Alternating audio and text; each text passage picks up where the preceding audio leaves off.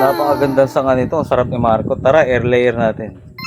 So yan, pinutol ko muna yung dulo niya na sanga para saktong-sakto siya sa dulo ng pagkakaskasan natin ng balat. Medyo nahirapan nga ako lagarin kasi nakasabit ako dahil mataas siya.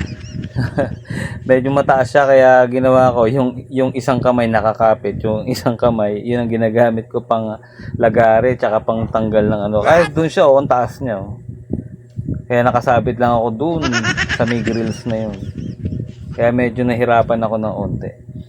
Ngayon, ang tawag pala dito mga tropa, yung air layer or marcoting. Yan. Wow! Ito yung avocado namin. Medyo yung avocado na to mga tropa, marami mamunga to. Every year talagang 3 harvest yung nakukuha namin. 3, 4, ganyan. Tapos ngayon, meron pa rin siyang mga huling bunga na pwedeng harvestin. Siguro mga 1 buwan pa. Medyo maliliit. May huling bunga pa sila na pwedeng makuha. So, ang gagawin pala natin dito sa kakaskasin natin yan, yung nabalatan. Babalatan daw natin yan. Pag nabalatan natin siya, yung pinaka bark niya, tatanggalin natin yung cambium layer, yung parang sa ilalim ng balat, yung madulas na parte. Perfect. Kailangan yung kaskasin yun. Kasi diyan maglalabasan yung ugat niya. Kaso hindi ako sigurado kung mabubuhay ito. Mabubuhay nga kaya ito. Kasi yung usbong niya, ayan medyo sariwa pa no?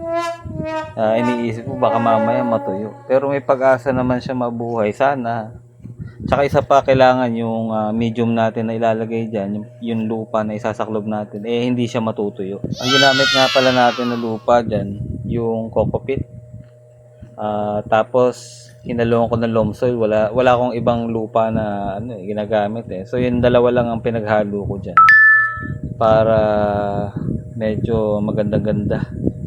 Siguro pag sinwerte tayo, pag nabuhay yan, nako, sarap niyan. Ang ganda tingnan, ang ganda pa naman.